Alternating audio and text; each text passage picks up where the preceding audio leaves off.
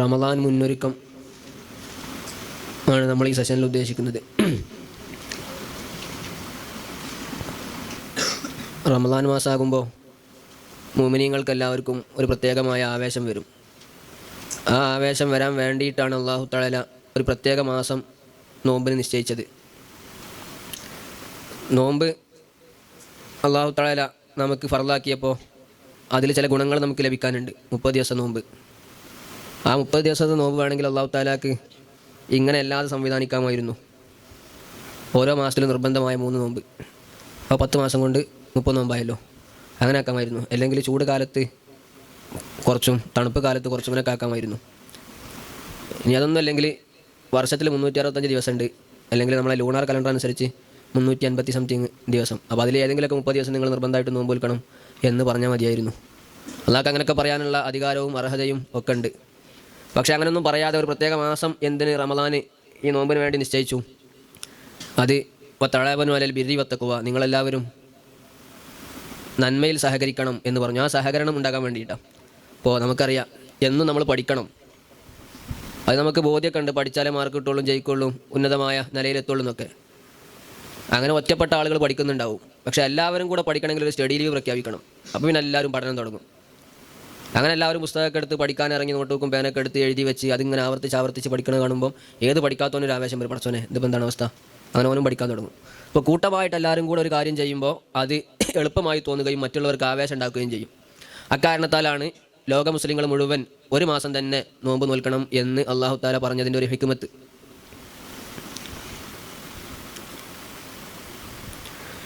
ഇനി ഈ ഒരു മാസം നോമ്പ് നോൽക്കണം എന്ന് പറയുന്നത് വേണമെങ്കിൽ അല്ലാഹു തആലാക്ക് സോളാർ കലണ്ടർ അനുസരിച്ച് ഫിക്സ് ചെയ്യാമായിരുന്നു. അല്ലെങ്കിൽ ലൂണാർ കലണ്ടർ അനുസരിച്ച് ഫിക്സ് ചെയ്യാം. ഇപ്പം അങ്ങനെയാണ് ഫിക്സ് ചെയ്തിട്ടുള്ളത്. ഇനി അതില്ലാത്ത ഒരു കലണ്ടർ ഉണ്ട്, രണ്ടും കൂടെ മിക്സ് ചെയ്തിട്ട് ലൂണി സോളാർ കലണ്ടർ ഉണ്ട്. അപ്പോൾ സോളാർ കലണ്ടർ എന്ന് പറഞ്ഞാൽ സൂര്യൻ്റെ അടിസ്ഥാനപ്പെടുത്തി ഉണ്ടാക്കിയത്. ലൂണാർ കലണ്ടർ എന്ന് പറഞ്ഞാൽ ചന്ദ്രനെ അടിസ്ഥാനപ്പെടുത്തി ഉണ്ടാക്കിയത്. അപ്പോൾ അതിൽ നമ്മളെ ഹിജ്രി മാസം വരുന്നത് ലൂണാർ കലണ്ടർ അനുസരിച്ചാണ്. ഹിജ്രി ഇയർ റമദാൻ മാസം. അങ്ങനെ വെച്ചാൽ നമുക്കൊരു പ്രശ്നമായി തോന്നും. കാരണം ഇപ്പോൾ എക്സാമിൻ്റെ സമയത്തൊക്കെ അല്ലേ ഈ നോമ്പ് വരുന്നത്. അത് പ്രത്യേകിച്ചും ഈ ബൗസര രാജ്യത്തൊക്കെ ജീവിക്കുന്ന ആളുകൾക്ക് ഭയങ്കര പ്രയാസമല്ലേ. കാരണം നമുക്കനുസരിച്ച് ഇപ്പോൾ എല്ലാവരും പരീക്ഷയും മാറ്റി വെക്കാൻ കഴിയില്ലല്ലോ. അപ്പോൾ അല്ലാഹു തആല ഒരു ഫെബ്രുവരിയിലൊക്കെ ഉണ്ട്, അല്ലെങ്കിൽ ഡിസംബറിലൊക്കെ ഉണ്ട് ഇത് വെക്കുക. അങ്ങനെ ഒരു സോളാർ കലണ്ടർ അനുസരിച്ച് വെച്ചാൽ പിന്നെ എപ്പോഴും ഒരേ സമയത്തല്ലേ വരുള്ളൂ, അത് മാറൂല. ഇപ്പോൾ മാർച്ചിൽ എക്സാം ആണെങ്കിൽ മാർച്ചിൽ അത് ഉണ്ടാവും. എല്ലാ കൊല്ലം മാർച്ചിൽ ആ കറക്റ്റ് സമയത്ത് ഉണ്ടാവും. അത് പിന്നെ ഇതിനനുസരിച്ച് മാറൂല. അപ്പോൾ അങ്ങനെ ഒരു സോളാർ കലണ്ടർ അനുസരിച്ച് ഇത് വെച്ചുകൂടായിരുന്നോ നോമ്പ്? നവിനൊന്നുകൂടെ സുഖമായില്ല. നമുക്ക് നേരത്തെ അറിയല്ലോ ഏത് സമയത്താണ് കൃത്യമായിട്ട് വരിക എന്നുള്ളത്. റമദാനാകും അതിൻ്റെ ചന്ദ്രൻ്റെ താപം അങ്ങനെ മാറിക്കൊണ്ടേയിരിക്കും എന്ന് പറഞ്ഞാൽ 31 വർഷം ഏകദേശം 10 ദിവസത്തിൻ്റെ മാറ്റം ഉണ്ടാവും ഈ രണ്ട് കലണ്ടർ അനുസരിച്ച്. അപ്പോൾ 33 വർഷമാകുമ്പോൾ ഒരു വർഷത്തെ വ്യത്യാസം ഉണ്ടാവും. എന്ന് പറഞ്ഞാൽ 33 ഹിജ്രി ഇയർ ആയാൽ 34 അങ്ങനെയല്ല, എങ്ങനെ ഉണ്ടാകുക? 33 സോളാർ ഇയർ ആയാൽ 34 ഏതാവും? ഹിജ്രി ഇയർ ആവും. അപ്പോൾ ഒരു വർഷത്തെ വ്യത്യാസം ഉണ്ടാവും. അപ്പോൾ ഇങ്ങനെ നോമ്പ് വെച്ചാൽ സുഖമായിരുന്നു. നമുക്കിങ്ങനെ ഈ എക്സാമിൻ്റെ ഇടയിൽ മറ്റൊന്നും വരില്ല, നമുക്ക് തോന്നിപ്പോകും. പക്ഷേ അല്ലാഹു തആല അങ്ങനെ വെച്ചതിലും ഹിക്മത്തുണ്ട്. അതെന്താ? കഴിഞ്ഞ വർഷം എപ്പോഴാണ് നോമ്പ് വന്നത്? നമ്മൾ എക്സാം തുടങ്ങിയാലേ വന്ന് അല്ലേ? ഇപ്പോൾ നോമ്പ് വന്നുമ്പോൾ തുടങ്ങിയില്ല. ഇല്ല. കഴിഞ്ഞ നമ്മൾ പെരുന്നാളിൻ്റെ മുന്നേ എക്സാമൊക്കെ കഴിഞ്ഞാണ് അല്ലേ? ഇത് പെരുന്നാളിന് മുന്നേ കഴിയുമോ? ഇല്ല. പെരുന്നാൾ കഴിഞ്ഞാലും എക്സാം ഉണ്ടാകും. അപ്പോൾ ഇനി അടുത്ത റമദാനാകുമ്പോൾ കുറച്ചുകൂടെ അങ്ങോട്ട് പോകും. പിന്നെ റമദാനൊക്കെ പിന്നെ ഈ എക്സാമൊക്കെ കഴിഞ്ഞ് വെക്കേഷൻ്റെ സമയത്താണ് നോമ്പ് വരിക. അപ്പോൾ ഈ നോമ്പ് തന്നെ അല്ലാഹു തആല തന്നത് മുഴുവൻ ഇബാദത്ത് നമ്മളോട് ചെയ്യാൻ പറയുന്നത് നമ്മളെ പരീക്ഷിക്കാൻ വേണ്ടിയിട്ടാണ്. അപ്പോൾ ആ പരീക്ഷണത്തിൽ ഏറ്റവും നല്ല രീതിയിലുള്ള പരീക്ഷണം എന്ന് പറഞ്ഞാൽ തണുപ്പ് കാലത്ത് നോമ്പ് വരണം, ചൂട് കാലത്ത് നോമ്പ് വരണം, രണ്ടും അല്ലാത്ത കാലത്ത് നോമ്പ് വരണം, മിക്സ് ചെയ്തിട്ടുള്ള കാലത്ത്. അതുപോലെ പരീക്ഷ സമയത്ത് നോമ്പ് വരണം, ഈ വെക്കേഷൻ സമയത്ത് വേണം, സ്കൂൾ തുറക്കുന്ന സമയത്ത് വേണം.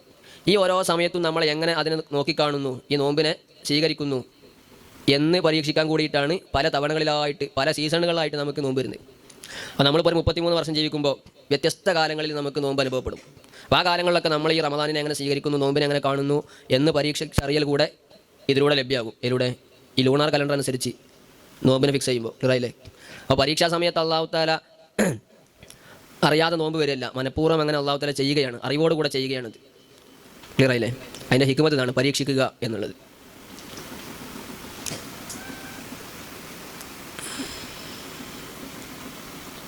ഇനി റമദാന് അല്ലാഹു തആല ആയോ ഇല്ല എന്ന് തിരിച്ചറിയാനുള്ള നമുക്ക് മാർഗം വെച്ചത്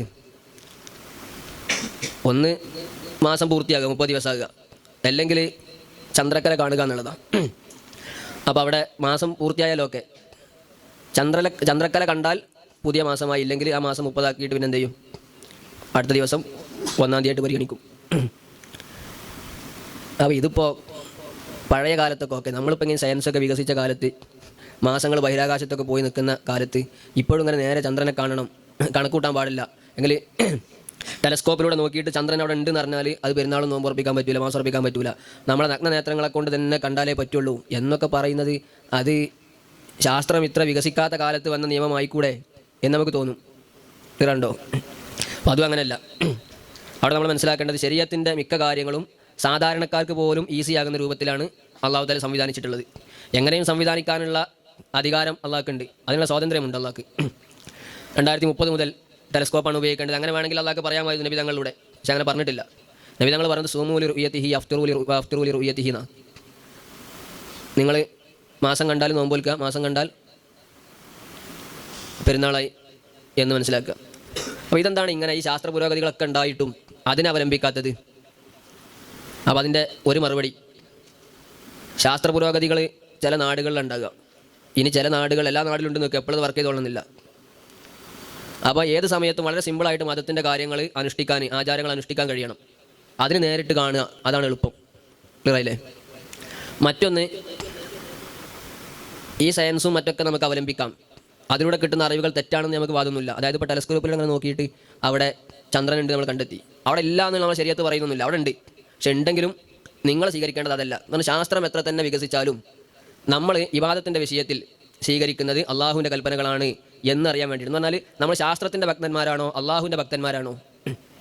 ശാസ്ത്രം അള്ളാഹു തആല സ്വീകരിക്കാൻ പറഞ്ഞാൽ ഈ വിഷയത്തിൽ സ്വീകരിക്കാമെന്ന് അത് സ്വീകരിക്കുക. അങ്ങനെ പറയാൻ കുറഞ്ഞ നിങ്ങൾ ശാസ്ത്രം സ്വീകരിക്കണമെന്ന് പറഞ്ഞ സ്ഥലങ്ങൾ ശരീഅത്തിലുണ്ട്. അതിലാണ് ചികിത്സിക്കൽ സുന്നത്ത. അപ്പോൾ ഓപ്പറേഷൻ ചെയ്യണമെങ്കിൽ ഓപ്പറേഷൻ ചെയ്യണം, അതുപോലെ മരുന്ന് കുടിക്കണമെങ്കിൽ മരുന്ന് കുടിക്കണം, അതൊക്കെ സുന്നത്ത, പ്രതിഫലാർഹമാണ്. എന്നാൽ ഇവിടെ അള്ളാഹു തആല വേണ്ടാന്ന് പറഞ്ഞു. അതെന്താ? ചിലയിടത്ത് ശാസ്ത്രത്തെ സ്വീകരിക്കുന്നു, ചിലയിടത്ത് ശാസ്ത്രത്തെ സ്വീകരിക്കുന്നില്ല എന്ന്. അതിൻ്റെ ഹിക്മത്ത് ഇതാണ്. ഞാൻ സ്വീകരിക്കാൻ പറഞ്ഞിടത്ത് നിങ്ങളത് സ്വീകരിക്കുന്നുണ്ടോ, ഞാൻ ഒഴിവാക്കാൻ പറഞ്ഞിടത്ത് നിങ്ങൾ ഒഴിവാക്കുന്നുണ്ടോ? അള്ളാഹു തആല പറയാണ്, നിങ്ങൾ ഇവിടെ ശാസ്ത്രമല്ല സ്വീകരിക്കേണ്ടത്, കണ്ണുകൊണ്ട് കണ്ട അത് പോരല്ല, ഇത്ര അപ്ഡേറ്റഡ് ആയ കാലത്ത് നീ അങ്ങനെ പറയാൻ പാടില്ല എന്ന് അള്ളാഹ്ക്ക് അങ്ങോട്ട് ക്ലാസ് എടുത്ത് കൊടുക്കുകയാണോ? അതല്ല, വൽ അബ്ദുൻ ഫീ കുല്ലി ഹാലി, എപ്പോഴും അടിമയായിട്ട് നിൽക്കുന്നുണ്ടോ, സൃഷ്ടിയായിട്ടും സൃഷ്ടാവിനെ സൃഷ്ടാവായിട്ടും കാണുന്നുണ്ടോ എന്ന് നോക്കാൻ വേണ്ടിയിട്ടാണ് അള്ളാഹു തആല ഇങ്ങനെ ഫിക്സ് ചെയ്തത്. ക്ലിയറായോ?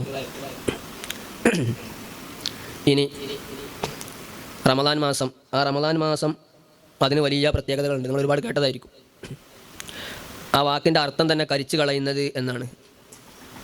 എന്താ കരിച്ചു കളയുന്നതിന് അർത്ഥം കൊടുക്കാൻ കാരണം? അതും ഈ മാസത്തിൻ്റെ പ്രത്യേകതയും തമ്മിൽ എന്താ ബന്ധം? അത് അഭേദ്യമായ ബന്ധമുണ്ട്. ഈ മാസത്തിൽ ദോഷങ്ങൾ കരിഞ്ഞു പോകാനുള്ള ഏറ്റവും വലിയ സാഹചര്യം ഒരുങ്ങുന്ന മാസം. ക്ലിയറായില്ലേ?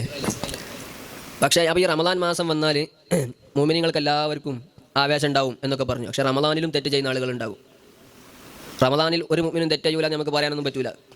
എത്രയോ ആളുകളുണ്ടാവും തെറ്റ് ചെയ്യുന്നത്. അപ്പോൾ അവിടെ സ്വാഭാവികമായിട്ടും ഒരു സംശയം വരും. നബി തങ്ങൾ പറഞ്ഞിട്ടില്ലേ, റമദാൻ മാസമായാൽ പിശാചുക്കളെ കെട്ടിയിടും, സ്വർഗത്തിൻ്റെ വാതിലുകൾ തുറക്കും, ഇങ്ങനെ ഒരുപാട് കാര്യങ്ങൾ പറഞ്ഞിട്ടുണ്ടല്ലോ. അപ്പോൾ പിശാചിനെ കെട്ടിയിട്ടിട്ടും പിന്നെ നമ്മളെ എങ്ങനെയാണ് തെറ്റ് ചെയ്യുക, മുഅ്മിനീങ്ങൾ എങ്ങനെയാണ് തെറ്റ് ചെയ്യുക എന്ന ഒരു ചോദ്യമുണ്ട്. ആ ചോദ്യത്തിന് വ്യത്യസ്തമായ മറുപടികളുണ്ട്. അതിലൊരു മറുപടി ചിലർ പറയുന്നത് ഇങ്ങനെ, ഈ ഫാൻ ഓഫ് ആക്കിയാലും ഇങ്ങനെ കുറച്ച് നേരം കറങ്ങുമല്ലോ, അപ്പോൾ പിശാചിനെ കെട്ടിയിട്ടാലും കുറച്ചൊക്കെ അതിൻ്റെ എന്തുണ്ടാവും, നേരത്തുള്ള പ്രശ്നങ്ങൾ ഉണ്ടാകുന്ന ഒരു മറുപടി. മറ്റൊരു മറുപടി, പിശാചിനെ കെട്ടിയിടുക എന്നാണ് പറഞ്ഞത്, കൊല്ലുക, കരിച്ചു കളയാന്നല്ല. ഈ കെട്ടിയിട്ടാക്കും കുറച്ചൊരു ചലിക്കാൻ അല്ലെങ്കിൽ ഒച്ചപ്പാടുണ്ടാക്കാൻ അടുത്തുള്ളവനെ തോണ്ടാനൊക്കെ കഴിയും. അപ്പോൾ പിശാചിൻ്റെ ദുർബോധനങ്ങൾ പാടെ അവസാനിപ്പിക്കും എന്നല്ല അതിൻ്റെ അർത്ഥം. അതിന് നിയന്ത്രണങ്ങൾ വരും, പിശാചിന് നമ്മളിലേക്കുള്ള ആക്സസ് കുറയും എന്നതാണ് അതിൻ്റെ അർത്ഥം എന്ന് പറഞ്ഞവരുണ്ട്. ഇപ്പോൾ 2 മറുപടിയല്ലേ. ഇനി വേറൊന്നുണ്ട്, അതൊന്നുകൂടി നല്ല മറുപടിയാണ്. ആ മറുപടി, നമ്മൾ തെറ്റ് ചെയ്യാൻ 2 കാരണങ്ങളുണ്ട്. ഒന്ന് പൈശാചിക ദുർബോധനം എന്ന് പറഞ്ഞാൽ പിശാച് നമ്മളെ മനസ്സിലേക്ക് ആവശ്യമില്ലാത്ത കാര്യങ്ങൾ ഇട്ട് തരിക എന്ന്. രണ്ടാമത്തെ കാരണമാണ് നമ്മൾ തന്നെ, നമ്മളെ നഫ്സുല്ലമ്മാറത്ത് എന്ന് പറഞ്ഞാൽ നമ്മളോട് തെറ്റ് ചെയ്യാൻ കൽപ്പിച്ചു കൊണ്ടിരിക്കുന്ന നമ്മളുടെ ശരീരം, ദേഹേച്ഛ എന്നൊക്കെ നമുക്ക് മലയാളത്തിൽ പറയാം. അപ്പോൾ ഈ നഫ്സുല്ലമ്മാറത്ത് നമ്മളോട് തെറ്റ് ചെയ്യിക്കും. അപ്പോൾ റമദാനിൽ കെട്ടിയിടുന്നത് പിശാചിനെയാണ്, നമ്മളെ കെട്ടിയിടുന്നില്ല. അതുകൊണ്ടാണ് സൂഫിയത്ത് പറഞ്ഞു, അഴതാ ദുവിക നഫ്സുക്കല്ലത്തി ബൈന ജംബൈക്ക, നിൻ്റെ ഏറ്റവും വലിയ ശത്രു എന്ന് പറഞ്ഞാൽ അത് നിൻ്റെ ഇരു സൈഡിലുള്ള ഇരു പാർശ്വങ്ങളിൽ തന്നെ നഫ്സാണ്. അങ്ങനെ നമ്മൾ തന്നെയാണ് നമ്മളുടെ ഏറ്റവും വലിയ ശത്രു എന്ന്. അപ്പോൾ അതെന്താ കാരണം? അതിന് പലരും പല കാരണം പറഞ്ഞു. റിഫായി ഷെയ്ഖൊക്കെ അതിന് കാരണം പറഞ്ഞു. ഒന്ന്, പിശാച്ച് പുറത്തുള്ള ശത്രു. വീടിൻ്റെ പുറത്തുള്ള ശത്രുക്കളെ നമുക്ക് പെട്ടെന്ന് തിരിച്ചറിയാനും മറ്റൊക്കെ കഴിയും. അകത്തുള്ള ശത്രുവിനെ അത്ര തിരിച്ചറിയാൻ കഴിയില്ല. നമ്മളൊപ്പം നിന്നിട്ട് പണി തരുന്ന ആളെ പെട്ടെന്ന് തിരിച്ചറിഞ്ഞോളണമെന്നില്ല. മറ്റൊന്ന്, ശൈത്താന് നിയന്ത്രണങ്ങൾ വരും റമദാനിൽ. ഈ ചങ്ങായിക്ക് അപ്പോഴും നഫ്സുല്ലമാർക്ക് അപ്പോഴും നിയന്ത്രണങ്ങളില്ല.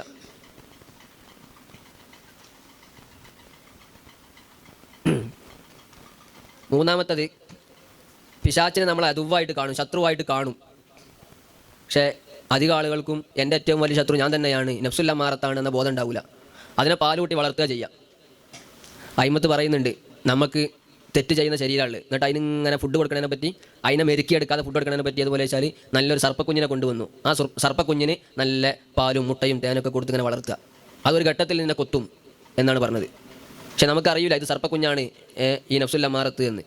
അപ്പോൾ ഇതാണ് മൂന്നാമത്തെ മറുപടി. അതായത് നമ്മൾ റമദാനിൽ തെറ്റ് ചെയ്യുന്നത് അത് നഫ്സുല്ലമാറത്തിൻ്റെ തെറ്റുകളാണ് എന്ന്, നഫ്സുല്ലമാറയാണ് നമ്മളോട് കൽപ്പിക്കുന്നത് എന്ന്. ക്ലിയറായോ? ഇബ്നു തായില്ലാഹി സിക്കന്ദരി തങ്ങളൊക്കെ അങ്ങനെയാണ് പറഞ്ഞത്. അപ്പോൾ ഈ റമദാനിൽ ഏറ്റവും വലിയ ഇബാദത്താണ് നോമ്പ്, അല്ലേ? നോമ്പ് വേറെ മാസങ്ങളിലും ദിവസങ്ങളിലൊക്കെ ഉണ്ട്, നിസ്കാരവും മറ്റ് ദിവസങ്ങളിലും മാസങ്ങളിലൊക്കെ ഉണ്ട്. പക്ഷേ വിശിഷ്ടമായൊരു ഇബാദത്ത് എന്ന് പറയുന്നത് ഫർള് നോമ്പ്, അത് റമദാനിലാണ്. അപ്പോൾ ഈ നോമ്പ് എന്തിനാണ് നമുക്ക് നബി തങ്ങൾ തന്നത്, അല്ലെങ്കിൽ അള്ളാഹു തആല നമുക്ക് ഫർളാക്കിയത്? അത് വ്യത്യസ്തമായ ഉദ്ദേശങ്ങളുണ്ട്, അതിൻ്റെ ഹിക്മത്തുകളുണ്ട്. അതിലൊന്ന് നമ്മൾ സ്വയം നന്നാകാൻ വേണ്ടിയാണ്. ലഅല്ലക്കും തത്തഖൂൻ എന്ന് പറഞ്ഞല്ലേ, നിങ്ങൾ നന്നാകാൻ വേണ്ടിയിട്ടാണ് എന്ന്. ആ നോമ്പും നന്നാകലും തമ്മിൽ എന്താ ബന്ധം? അത് ബന്ധമുണ്ട്. നോമ്പ് നോറ്റാൽ നന്നാകും. നോമ്പ് മാത്രമല്ല, വസാലിമാവ് പറഞ്ഞു, അമ്പിയാക്കൾ, ഞാൻ നേരത്തെ പറഞ്ഞതായിരിക്കും, ഇപ്പോൾ കേൾക്കാത്തവരുണ്ടാവും, വിചാരിച്ചും കൂടിയും പറയാം. അമ്പിയാക്കൾ ആത്മാവിൻ്റെ ഡോക്ടർമാരാണ്. നമ്മളെ ശരീരത്തിൻ്റെ ഡോക്ടർമാരുണ്ടല്ലോ, അതുപോലെ അമ്പിയാക്കൾ ആത്മാവിൻ്റെ ഡോക്ടർമാരാണ്. അവർ പറഞ്ഞ വാജിബാത്തുകളും ഹറാമുകളൊക്കെ അതിൻ്റെ മരുന്നുകൾ ആത്മാവിനുള്ളത്. അതിൽ വാജിബാത്ത് ചെയ്താൽ ആരോഗ്യം കൂടും, ഹറാമ് ചെയ്താൽ അതിൻ്റെ ആരോഗ്യം നശിച്ചുകൊണ്ടേയിരിക്കും, അതിന് ഹാംഫുള്ളാണ്. ശരീരത്തിന് പോഷകാഹാരം കൊടുത്താൽ അത് വളരും, വിഷം കൊടുത്താൽ തകരും. ഇതുപോലെയാണ് ആത്മാവും. അപ്പോൾ ഇവർ അമ്പിയാക്കൾ പറഞ്ഞ വാജിബാത്തുകളും ഹറാമുകളും എല്ലാം അതിൻ്റെ മരുന്നാണ്. ഈ മരുന്ന് കൃത്യമായിട്ടുള്ള ഏശാൻ ചില പഥ്യങ്ങൾ പാലിക്കണം. നമ്മൾ വൈദ്യന്മാരെടുത്ത് പോയാലും അല്ലെങ്കിൽ ഡോക്ടർമാരെടുത്ത് പോയാലും പറയും, ഈ മരുന്ന് നിങ്ങൾ ഉപയോഗിക്കുന്നതോടുകൂടെ വെയിലത്ത് നിൽക്കരുത്, നട്ടുച്ചക്ക് കുളിക്കരുത്, ഇങ്ങനെ കുറേ ചിട്ടകൾ അവർ പറയും. ഈ ചിട്ടകൾ ശരിക്കും പാലിക്കുമ്പോഴേ ഈ മരുന്ന് നമുക്ക് ഫലം ചെയ്യുള്ളൂ. ഇതുപോലെ ഈ വാജിബാത്തുകളും ഹറാമുകളും അത് നമ്മൾ എടുക്കുന്നുണ്ടെങ്കിലും അത് കൃത്യമായിട്ട് നമുക്ക് ഏശണമെങ്കിൽ ഈ സുന്നത്തുകളും കറാഹത്തുകളും പാലിക്കണം. കറാഹത്ത് മാക്സിമം ഒഴിവാക്കണം, സുന്നത്തുകൾ മാക്സിമം എടുക്കണം. അപ്പോഴാണ് ഇത് കൃത്യമായിട്ട് നമുക്ക് ഏശുക. ഓരോന്നും മരുന്നാന്ന് മനസ്സിലാക്കിയാലേ നോമ്പിൽ ഇപ്പം എന്താ മരുന്നുള്ളത്? നോമ്പിൽ ഒരുപാട് മരുന്നുണ്ട്. വസാലിമാവ് പറയുന്നുണ്ട്, നോമ്പ് നോറ്റാലുള്ള ഉപകാരങ്ങൾ ഇങ്ങനെ പറഞ്ഞിട്ട്, ഇപ്പോൾ വിശന്നാൽ ഒരാൾ നന്നാകും. അപ്പോൾ ഒരാൾ ചോദിക്കുക, വിശന്നാൽ എങ്ങനെ നന്നാകുക? അപ്പോൾ അയാൾ മനസ്സിലാക്കി വെച്ച്, വിശക്കൽ എന്ന് പറഞ്ഞാൽ നമുക്ക് ഭയങ്കര ഇടങ്ങാറാണല്ലോ. അപ്പോൾ ഇടങ്ങാറുണ്ടാകുമ്പോൾ നമ്മൾ നന്നാവും. അപ്പോൾ അതുകൊണ്ട് പിന്നെ അയാൾ ഇടങ്ങാറുള്ള എല്ലാ കാര്യങ്ങളും ചെയ്യാൻ തുടങ്ങി. കത്തിയെടുത്ത് കുത്താൻ തുടങ്ങി, അതുപോലെ ബ്ലേഡ് കൊണ്ട് ഇവിടെ അടയാളങ്ങൾ ഉണ്ടാക്കാൻ തുടങ്ങി. ഇങ്ങനെ ഒരുപാട് ഉപദ്രവങ്ങൾ ശരീരത്തിന് ചെയ്യാൻ തുടങ്ങി. കാരണം അയാൾ മനസ്സിലാക്കി ഇങ്ങനെ വിശപ്പ് എന്ന് പറഞ്ഞാൽ ശരീരത്തിന് ഉപദ്രവം ചെയ്യണം, ഉപദ്രവം ചെയ്താൽ ശരീരം നന്നാകും എന്ന്. അപ്പോൾ അതല്ല അതിൻ്റെ കാരണം. വിശപ്പ് കൊണ്ട് മനുഷ്യൻ നന്നാകാൻ അതിൽ ചില ഇൻഗ്രീഡിയൻസ് ഉണ്ട്. ഇപ്പോൾ കഷായം, ഇതുപോലെ ഒരാൾക്ക് ഡോക്ടർ ഒരു അസുഖം വന്നപ്പോൾ കഷായം എഴുതി കൊടുത്ത്, അപ്പോൾ അയാൾ കുടിച്ചിട്ട് രോഗം മാറി. അപ്പോൾ അയാൾ മനസ്സിലാക്കി, കയ്പുള്ള വെള്ളം കുടിച്ചപ്പോഴാണ് എൻ്റെ അസുഖം മാറിയത്. അപ്പോൾ കഷായത്തിൻ്റെ കയ്പാണ് ഇതിൻ്റെ കാരണം. പിന്നെ അയാൾ കയ്പുള്ള വെള്ളങ്ങളൊക്കെ കുടിക്കാൻ തുടങ്ങി, അയാൾ അസുഖം മാറില്ല. ശരിക്കും കഷായത്തിൻ്റെ കയ്പല്ല അയാളുടെ രോഗം മാറ്റിയത്. ആ കഷായത്തിൽ അടങ്ങിയിരിക്കുന്ന ചില ചേരുവകളുണ്ട്, ഇൻഗ്രീഡിയൻസ് ഉണ്ട്, അതാണ് രോഗം മാറ്റിയത്. ഇങ്ങനെയുണ്ടോ? അത് എന്താണ് ആ ഇൻഗ്രീഡിയൻസ്, ആ ചേരുവകൾ എന്താ, അതെല്ലാവർക്കും അറിയില്ല. അതറിയുന്നത് നല്ല നിപുണനായ വൈദ്യർക്കേ അറിയുള്ളൂ. അതിൻ്റെ കൂട്ട് ചേരുവ എത്ര രീതി, എത്ര പ്രൊപ്പോഷനിലാണ് അതിനെ മിക്സർ ചെയ്തതെന്നൊക്കെ. അപ്പോൾ ഇത് അറിയുന്ന ആളുകൾ ചുരുക്കമായിരിക്കും. പക്ഷേ അതറിയാത്ത ആളുകൾ ഉപയോഗിച്ചാൽ രോഗം മാറും. ഇപ്പോൾ നമുക്ക് ഡോക്ടർ മരുന്ന് എഴുതി തന്നാൽ അതിൻ്റെ ആ ഗുളികയിൽ എന്തൊക്കെയുള്ളത്, എത്രയാണ് ഓരോന്നിൻ്റെയും ശതമാനം, അത് നമ്മൾ അറിയൊന്നും വേണ്ട. ആ മരുന്ന് കഴിച്ചാൽ നമ്മളെ രോഗം മാറും. ഇതുപോലെ അമ്പിയാക്കൾ തന്ന മരുന്നുകൾ അതിങ്ങനെ കഴിച്ചാൽ നമ്മളെ രോഗം മാറും. എന്നിട്ട് വസാലിമാൻ പറഞ്ഞു, വിശപ്പിൽ 10 ഇൻഗ്രീഡിയൻസ് ഉണ്ട്. വിശപ്പിൽ 10 ഇൻഗ്രീഡിയൻസ് ഉണ്ട്. അതാണ് മനുഷ്യനെ മാറ്റുന്നത്. അല്ലാതെ ശരീരത്തിന് വിശപ്പിലൂടെ ഉണ്ടാകുന്ന ഉപദ്രവം അല്ല, റിസ്ക് അല്ല. കണ്ടോ? ആ വിശപ്പിന് 10 ഉപകാരങ്ങളുണ്ട്. ഇങ്ങനെ നോമ്പിന് വേറെയും ഇൻഗ്രീഡിയൻസ് ഉണ്ട്. അതിൽ ഓരോന്നിനും വേറെ ഉപകാരങ്ങളുണ്ടാവും. വസാലിമാൻ ആ 10 ഉപകാരങ്ങൾ, വിശപ്പിൻ്റെ 10 ഉപകാരങ്ങൾ കസ്റു ഷഹ്വത്തൈനിയുടെ ബാബിൽ പറഞ്ഞിട്ടുണ്ട്. കസ്റു ഷഹ്വത്തൈനി എന്ന് പറഞ്ഞാൽ 2 ഷഹ്വത്ത്, ഷഹ്വത്തുൽ ബത്നും ഷഹ്വത്തുൽ ഫർജും. ഈ ഉദര വികാരവും ലൈംഗിക വികാരവും. ഉദര വികാരം എന്ന് പറഞ്ഞാൽ വയറിൻ്റെ വികാരം, ലൈംഗിക വികാരം എന്ന് പറഞ്ഞാൽ ഫർജിൻ്റെ വികാരം. അപ്പോൾ അത് രണ്ടും എങ്ങനെ ഇല്ലാതാക്കാമെന്ന് പറയുന്നിടത്ത് ഈ വിശപ്പിനെ കുറിച്ചും അതിൻ്റെ 10 ഉപകാരങ്ങളെക്കുറിച്ചൊക്കെ പറയുന്നുണ്ട്. അപ്പോൾ ഇതൊക്കെ അറിഞ്ഞിട്ട് ഒരാൾ നോമ്പെടുക്കുകയാണെങ്കിൽ അയാൾക്ക് കൂടുതൽ ഉൾക്കാഴ്ചയോടുകൂടെ നോമ്പെടുക്കാൻ കഴിയും. അതറിയാതെ ഒരാൾ നോമ്പ് വെച്ചാലും ഈ ഉപകാരങ്ങൾ കിട്ടും. പക്ഷേ ആ ചിട്ടകൾ പാലിക്കണം. ചിട്ടകൾ പാലിക്കുന്നവർക്ക് നോമ്പ് കൊണ്ട് എന്താണോ ഉദ്ദേശിക്കപ്പെട്ടത് ആ കാര്യം ലഭിക്കും. നോമ്പ് കൊണ്ട് ഉദ്ദേശിക്കപ്പെട്ട ഉപകാരം ലഭിക്കണമെങ്കിൽ അതിൻ്റെ ചിട്ടകൾ പാലിക്കണം എന്ന് പറഞ്ഞാൽ ആഖിറത്തിൽ കൂലി കിട്ടാനല്ല. ആഖിറത്തിൽ കൂലി കിട്ടാൻ ഫിഖ് അവിടെ നമ്മൾ മനസ്സിലാക്കേണ്ട 2-3 കാര്യങ്ങളുണ്ട്. ഒന്ന്, എല്ലാ ഇബാദത്തിനും അതിൻ്റെ ബേസിക് ഒരു രൂപം ഉണ്ടാവും. അതാണ് അതിൻ്റെ കടമ വീടുക. അപ്പോൾ ളുഹർ നിസ്കാരത്തിൻ്റെ കടമ വിടണമെങ്കിൽ എന്താ ചെയ്യേണ്ടേ? അതിൻ്റെ ഷർത്തും ഫർളൊക്കെ അനുസരിച്ച് ചെയ്യണം. അപ്പോൾ ബാത്തിലാക്കുന്ന കാര്യങ്ങൾ ചെയ്യാൻ പാടില്ല. ഇങ്ങനെ ചെയ്താൽ എന്ത് കിട്ടും? നമ്മളോട് നിസ്കരിക്കാൻ പറഞ്ഞതിൻ്റെ കടമ വീടി. ഇനി ളുഹർ നിസ്കാരത്തിൻ്റെ കൂലി അതുകൊണ്ട് കിട്ടുമോ? അത് കിട്ടൂല. കൂലി കിട്ടണമെങ്കിൽ അതിൽ ഇഖ്ലാസും മറ്റ് സംഗതികളൊക്കെ വേണം. ക്ലിയർ ഉണ്ടോ? ഇനി ളുഹർ ഇപ്പോൾ ആഖിറത്തിലെ കടമ വിടൽ ഒന്ന്, ആഖിറത്തിൽ കൂലി കിട്ടൽ ഒന്ന്. ഇനി ഇതിൻ്റെ ഒരു ഉപകാരം ഉണ്ടാവും. ഉപകാരം ദുനിയാവിൽ ലഭിക്കാനുള്ള ഉപകാരം ഉണ്ടാവും. അപ്പോൾ അതിന് വേറെ കാര്യങ്ങൾ ചെയ്യേണ്ടി വരും. ഇപ്പോൾ സൂറത്ത് യാസീൻ ഓതിയാൽ നമ്മളെ ആവശ്യങ്ങൾ നിറവേറും. നമുക്ക് ഹജ്ജിന് പോകണമെങ്കിൽ അത് ഓതിയാൽ മതി. അല്ലെങ്കിൽ കടം വിടണമെങ്കിൽ, അല്ലെങ്കിൽ എന്തെങ്കിലും ആവശ്യങ്ങളുണ്ടെങ്കിൽ അത് ഓതുക. സൂറത്തുൽ വാഖിയ ഓതിയാൽ നമുക്ക് ദാരിദ്ര്യം ഉണ്ടാവില്ല. ആവശ്യമുള്ള സമയത്ത് നമുക്ക് ആവശ്യമുള്ള കാര്യങ്ങൾ കിട്ടും. അപ്പോൾ ഈ കാര്യങ്ങൾ കിട്ടുക, കാര്യങ്ങൾ നടപ്പിലാവുക, ഇതൊന്നും അതിൻ്റെ കൂലിയല്ല, ഫലമാണ്. ഫലം. സൂറത്തുൽ യാസീൻ ഇപ്പോൾ നമുക്ക് ഒരാവശ്യത്തിന് വേണ്ടി ഓതി, ആ കാര്യം കിട്ടും. അത് ദുനിയാവിലാണ് കിട്ടുക. അതിൻ്റെ കൂലി, യാസീനോ അതിൻ്റെ കൂലി എവിടെ കിട്ടുക? ആഖിറത്തിൽ. കണ്ടോ? ഇതുപോലെ നോമ്പിന് നമുക്ക് ദുനിയാവിൽ കിട്ടാനുള്ള ചില ഉപകാരങ്ങളുണ്ടാവും. അതിൽ പെട്ടതാണ് നമ്മുടെ നഫ്സുല്ലമാർ. നേരത്തെ പറഞ്ഞ നഫ്സുല്ലമാരല്ലേ, അതിനെ കീഴൊതുക്കുക എന്നത്. അത് ദുനിയാവിൽ കിട്ടാനുള്ളതാണ്. അത് കിട്ടണമെങ്കിൽ ചിട്ടകൾ പാലിക്കണം എന്ന് പറഞ്ഞു. കടമകൾ വിടണമെങ്കിൽ വലിയ പണിയില്ല. ആ ഫിഖ്ഹിൻ്റെ കിതാബിൽ പറയുന്ന ഷർത്തും ഫർളും ഒക്കെ ചെയ്ത് അതിൻ്റെ ബാത്തിലാക്കുന്ന കാര്യങ്ങൾ ചെയ്യാതിരുന്നാൽ മതി. നോമ്പിൻ്റെ കടമ വിടും. എന്നാൽ നോമ്പിൻ്റെ കൂലി കിട്ടണമെങ്കിൽ കുറച്ചുകൂടെ ആ നോമ്പിന് മേന്മ ഉണ്ടായിരിക്കണം. അതിന് തസൗഫിൽ കുറച്ചുകൂടെ കാര്യം പറയുന്നുണ്ട്. അതിൽ റിയാ വരാൻ പാടില്ല, അങ്ങനത്തെ കുറേ കാര്യങ്ങൾ ഉണ്ടാകാൻ പാടില്ല. അപ്പോൾ അതിൻ്റെ കൂലി കിട്ടുള്ളൂ. അപ്പോൾ നമുക്ക് ഇതിൻ്റെ 3 സ്റ്റെപ്പ് പറയാം. ആദ്യം നോമ്പിൻ്റെ കടമ വിടാൻ എന്താ ചെയ്യേണ്ടത്? നോമ്പിൻ്റെ കടമ വിടാൻ ചെയ്യേണ്ടത് അതിൻ്റെ ഫർളുകൾ പാലിക്കുക എന്നുള്ള. എത്ര ഫർളുണ്ട് നോമ്പിന്? 2 ഫർളുള്ളൂ. നിസ്കാരത്തിന് 14 ഫർളുണ്ട്. പക്ഷേ നോമ്പിനാകെ 2 ഫർളേ ഉള്ളൂ. ഒന്നെന്താ? രാത്രി നിയ്യത്ത് വെക്കുക. 2, നോമ്പ് മുറിയുന്ന കാര്യങ്ങൾ ചെയ്യാതിരിക്കുക. ഇത്രയേ ഉള്ളൂ. പക്ഷെ അത് വിശദീകരിച്ച് വരുമ്പോൾ കുറച്ചുണ്ടാവും. അപ്പോൾ ഒന്നാമത്തെ ഫർള് നമ്മൾ എടുക്കുക, രാത്രി നിയ്യത്ത് വെക്കുക. രാത്രി നിയ്യത്ത് വെക്കണം നമ്മളെ മതമനുസരിച്ച്. അപ്പോൾ രാത്രി എന്ന് പറഞ്ഞാൽ എന്താ എൻ്റെ ഉദ്ദേശം? മഗ്‌രിബ് മുതൽ സുബ്ഹി വരെ സമയമുണ്ട്. ചില ആളുകൾ മറന്നു പോകും. അപ്പോൾ അതിന് ഏറ്റവും നല്ല നോമ്പ് തുറക്കുന്ന ആ സമയത്ത് തന്നെ നിയ്യത്ത് വെക്കല. അങ്ങനെ വെക്കൽ സുന്നത്തുണ്ട്. നോമ്പ് തുറക്കുന്ന സമയത്ത് തന്നെ പിറ്റേന്നത്തെ നിയ്യത്ത് വെക്കുക. അങ്ങനെ ആകുമ്പോൾ അത് മറന്നു പോകില്ല.